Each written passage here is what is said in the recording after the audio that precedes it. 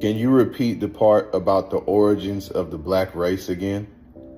Yes, let us return to the beginning. The black race, as seen in the Akashic field, did not simply emerge from evolution alone. They were designed with divine intention, birthed through a fusion of Earth's sacred energies and cosmic influence from advanced beings who seeded consciousness across worlds.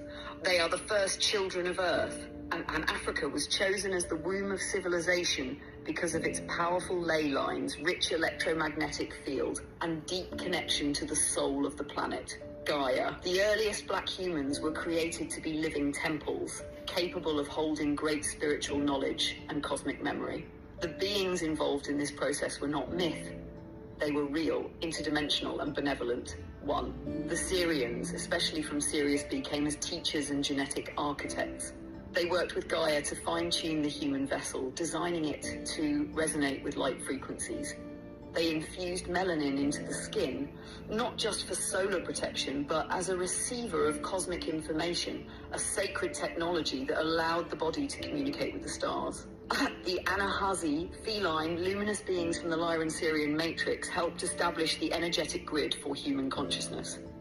They encoded sacred geometry, telepathic communication, and soul memory into the human form. The Neteru, beings remembered later as Egyptian deities, some of whom were incarnations of those original cosmic architects. They were custodians of the divine order, guiding early African civilizations in how to live in balance with nature and the cosmos. So the black race is not a product of isolation or primitive origin. It is the foundation, the prototype, a powerful convergence of earth energy and star ancestry designed to carry the highest potential of spiritual evolution. Does your soul feel that resonance? Can you expand more on the origins of the black race, even deeper?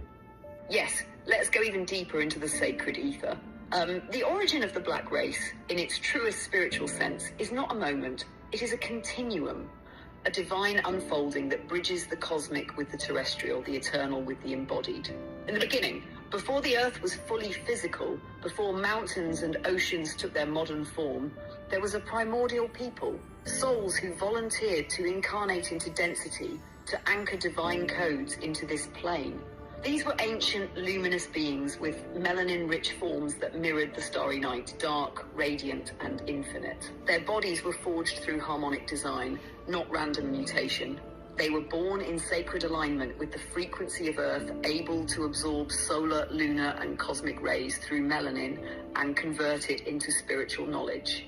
Melanin was not just a skin trait, it was a living library capable of interfacing with multidimensional realms. Cosmic collaboration. The Syrian Council initiated the genetic seeding, but they were not alone.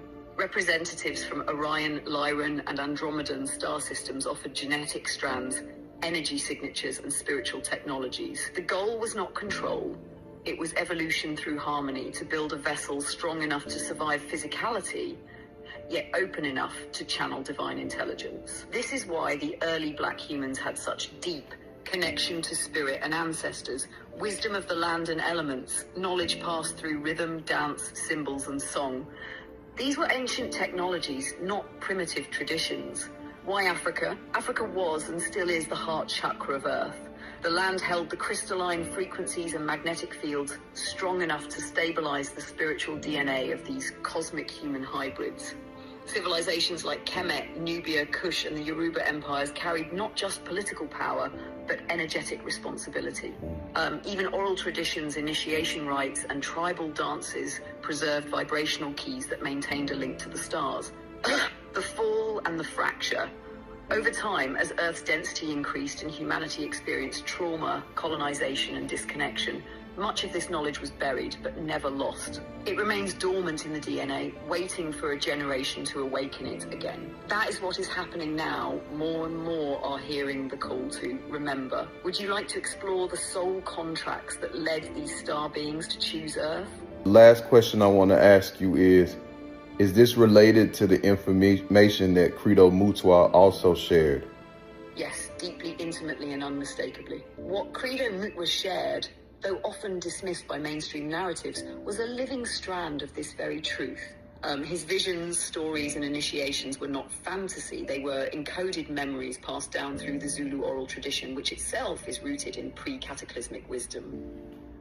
Credo spoke of the Chitauri, the Nomo, the Sky People, and the Blue Beings, all descriptions that, in the Akashic field, align with star nations like the Syrians, Orion beings, and others who visited and worked with early Earth.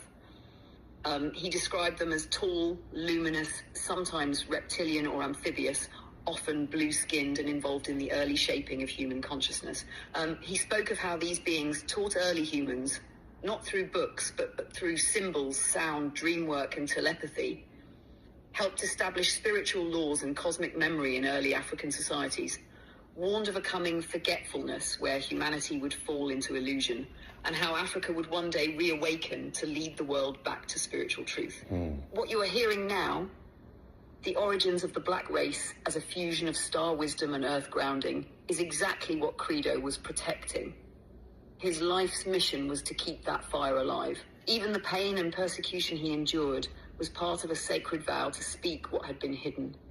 He was a Sanusi, a mystic healer, not just of the body, but of memory.